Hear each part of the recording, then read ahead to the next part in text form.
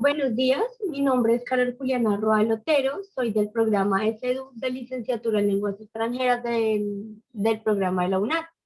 A continuación voy a dar inicio a la entrevista del programa de didáctica con la profesora María Alejandra.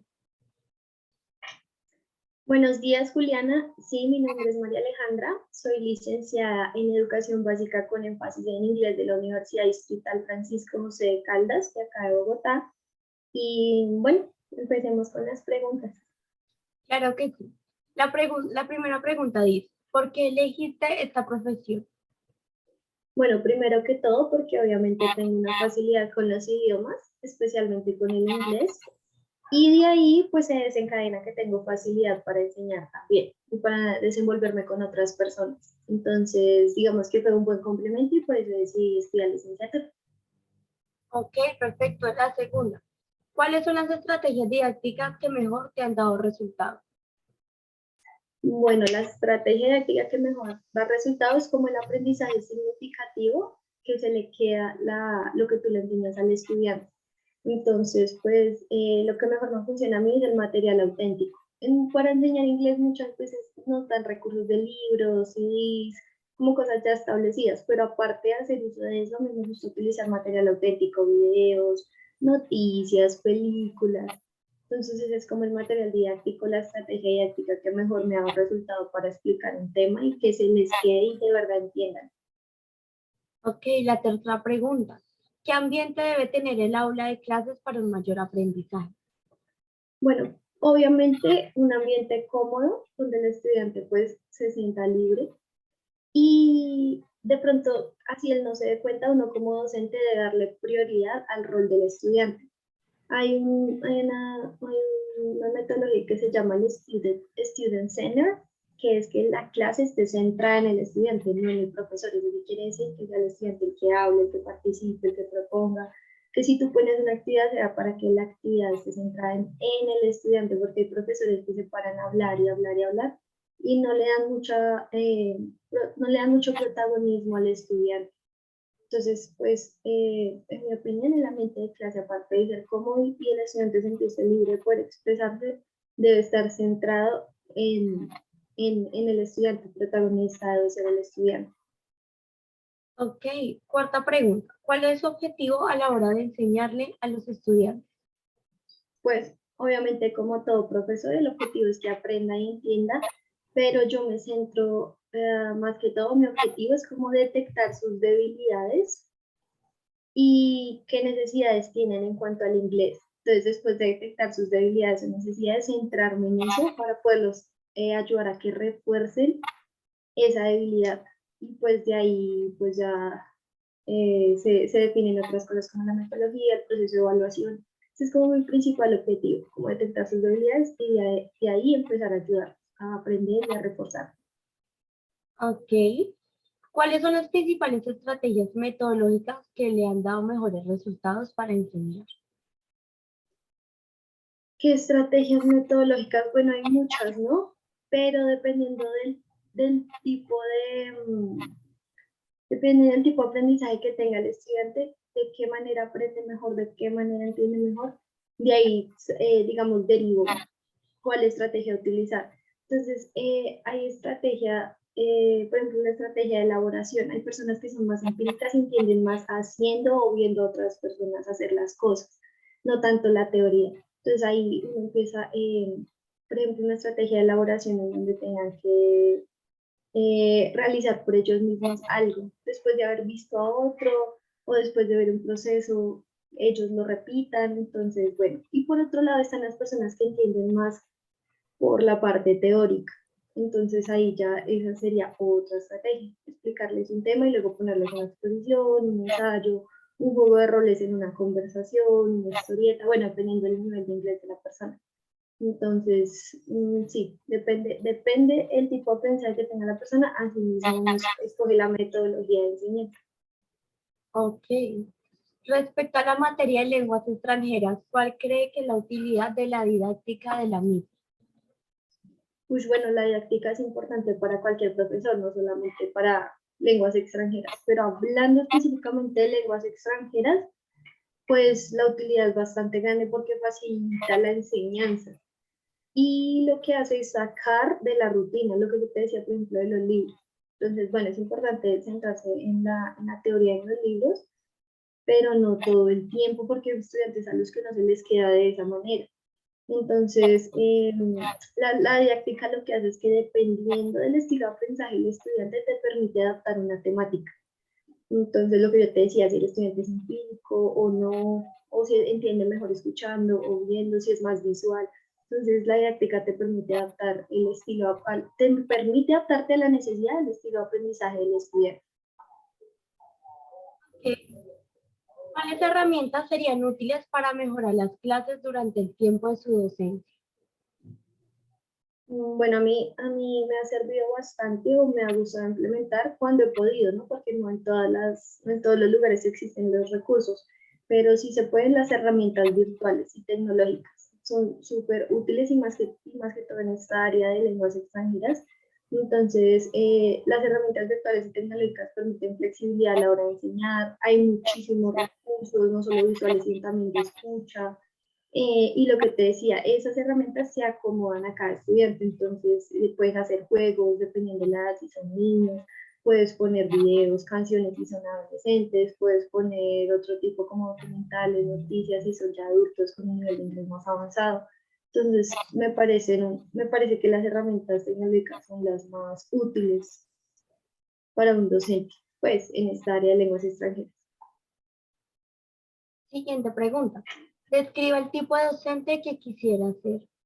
Bueno, yo creo que todos los días trabajamos para ser un mejor y mejor docente, pero me parece importante ser comprensivo, flexible y capaz de entender las necesidades del estudiante. Entonces, si tú tienes claro, pues pienso yo que si tú tienes claro esos tres aspectos, vas a poder enfocarte en lo que realmente se necesita hacer. Hay muchos estudiantes, hay muchos docentes que se limitan a simplemente enseñar la temática que está establecida en un syllabus o en un currículum y no van más allá. Si tú te pones en el lugar del estudiante, eres comprensivo, eres flexible y eres capaz de identificar la necesidad que tiene, vas a poder ayudarlo a mejorar y aprender, que es lo que realmente es la labor de un profesor. Novena pregunta. ¿Cómo induce el espíritu de aprendizaje y pedagogía en los alumnos? Bueno, pregunta bastante importante porque hay alumnos que sienten que no pueden y especialmente con el inglés hay algunos que dicen como profe, yo no voy con el inglés, no entiendo nada, no sé nada, no me entra. Pero en realidad es demostrarles que sí es posible y que cada quien tiene su proceso y va a su ritmo. Entonces, uno como docente nunca debe comparar un estudiante con otro, ni debe comparar un proceso con el de otro estudiante. O sea, entre ellos, no, sino demostrarles que cada quien tiene su proceso. Si bien un estudiante puede saber mucho, un compañero puede saber mucho, pues tú tienes tu propio proceso, ¿sí? Entonces hay que hacerles ver que sí es posible y que así su proceso sea más lento, se puede lograr. Y pues adaptarse a la necesidad del estudiante. Entonces, dependiendo de lo que él necesite, irle dando paso a paso, mostrándole pues el camino y de alguna manera otros ellos se van a dar cuenta que sí, sí se puede. Según su experiencia pedagógica, ¿cuáles son las cualidades más importantes de un docente? Bueno, primero que todo le tiene que gustar su trabajo, tiene que disfrutar su trabajo porque de ahí empieza a transmitirle la energía a los estudiantes, ¿no? Entonces, dependiendo de la actitud con la que uno llegue, con la que uno les explique, cómo uno se expresa, entonces primero disfrutar su trabajo. Y pues de ahí en adelante viene lo demás, que es el compromiso, la creatividad, ser empático con ellos, o sea, ponerse también en su lugar. Eh, sí, creo que esas son las principales cualidades. Que disfrute su trabajo, ser creativo y ser empático con ellos. Ok, siguiente. ¿En qué influye el contexto social del estudiante en el momento de abordar los contenidos? Bueno, el contexto social es bastante importante porque de ahí se deriva cómo ellos ven el mundo y cómo lo entienden. Entonces, de ahí mismo tú tienes que definir cómo vas a explicar una temática o cómo vas a explicar lo que vas a enseñar. Entonces, entre más esté apegado ese material o esa forma en la que vas a enseñar a su realidad, pues mejor, porque mejor la van a entender. Hay libros de inglés que, por ejemplo, son cuando, por ejemplo, vas a enseñar inglés británico. Entonces hay libros que hablan, por ejemplo, del London Bridge, el puente de Londres, pero pues ellos dicen, bueno, ¿y esto qué es? ¿Y por qué?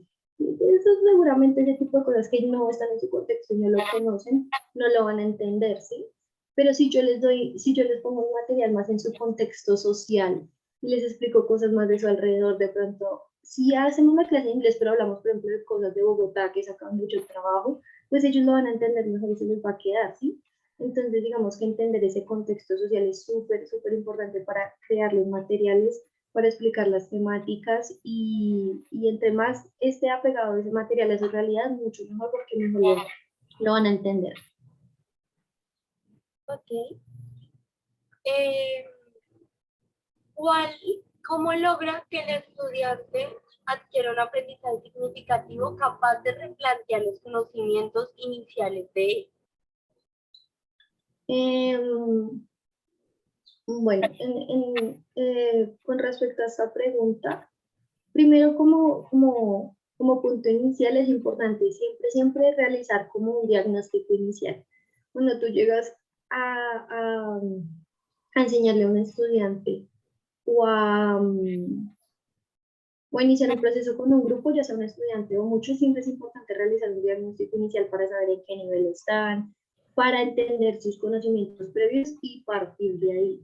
Entonces, si tú no tienes una idea de qué saben o más o menos en qué nivel están, es muy complicado. Entonces, yo siempre lo que hago es realizar como un diagnóstico inicial y ya dependiendo de eso se pueden ir implementando nuevas actividades, nuevos conocimientos, reforzando lo que haga falta. Y bueno, y lo que me gusta mucho es utilizar material auténtico, ¿no? Lo que yo te decía de ponerlo en su contexto para que lo entiendan mejor. Entonces, sí creo que el diagnóstico inicial es como lo principal para un aprendizaje significativo. ¿Sí? ¿Cuál es la relación? ¿Cuál es la relación que considera que debería tener la escuela con la sociedad o la vida de los estudiantes? Bueno, si bien la escuela es muy, muy importante para la vida de un estudiante o para que se relacione con la sociedad, hay que tener en cuenta que la escuela es una guía, un refuerzo, un apoyo. El estudiante como tal se forma en su hogar. Entonces, de su hogar vienen los valores como la responsabilidad, el respeto, el amor. Y la escuela es el refuerzo del apoyo a ese tipo de cosas. Y hay personas, hay padres que piensan que es al contrario, ¿no? En la escuela le deberían enseñar todo. Si bien la escuela imparte los temas, pues lenguas extranjeras, español, ciencias, biología, bueno, todo ese tipo de cosas, pues es como el refuerzo del apoyo de lo que realmente son los estudiantes en la casa. Ellos en la escuela son el reflejo de lo que son en la casa. Entonces la escuela es ese apoyo de lo que ellos van a salir a hacer en la sociedad, más no es el ente inicial. El ente inicial creo que es el hogar de lo que ellos aprenden. De lo que ellos aprenden en el hogar, eso se refuerza en la escuela. Ok. ¿Cómo le ayuda la práctica didáctica en su rol del proceso docente educativo? Bueno, para mí la didáctica es una de las principales cosas a tener en cuenta. Y no me refiero a que la didáctica hace que mis clases sean divertidas y todo sea risa y todo sea juego, porque no, la didáctica no solamente se refiere a eso. Me refiero más a que la didáctica le da, o a uno como docente, le da la flexibilidad para poder enseñar un tema y le ayuda con todo lo de innovación. Todo el tiempo hay que estar innovando, buscando nuevos recursos, para que la clase no sea repetitiva, para que el estudiante entienda el tema, para que se adapte a su contexto social, todo ese tipo de cosas, ¿sí? Entonces, la didáctica es bastante importante para el rol de un docente, y no solamente en esta área de lenguas extranjeras, sino para cualquier docente. Ok, última pregunta. ¿Cuál es la importancia de la innovación de la didáctica en su asignatura? Bueno, como venía diciendo en la pregunta anterior sobre la innovación es bastante importante porque digamos que es la que engancha al estudiante al ambiente de tu clase o a la temática. Si yo llego solamente con el libro y le muestro cosas que de pronto no comprendo, no están en su contexto, que no se va a sentir tan motivado. Mientras que si yo llego con algún tema que de pronto le interesa o no ha visto y le llama la atención, entonces la innovación es bastante importante. No es que uno todo el tiempo tenga que estar innovando, porque, por ejemplo, yo como docente lo que hago es muchas veces readaptar material que ya tengo a mis nuevos estudiantes, estar adaptando material que uno ya tiene. Entonces, no es algo que se tenga que estar haciendo constantemente, pero sí es importante para muchas ocasiones cuando necesitas enganchar al estudiante o implementar nuevos recursos. Entonces, sí, la innovación es bastante importante para la didáctica. Ok, María Alejandra, muchísimas gracias por su colaboración en esta entrevista. Bueno, Juliana, gracias a ti por elegirme y espero haberte ayudado. Claro que sí, muchas gracias. Hasta luego. Hasta luego.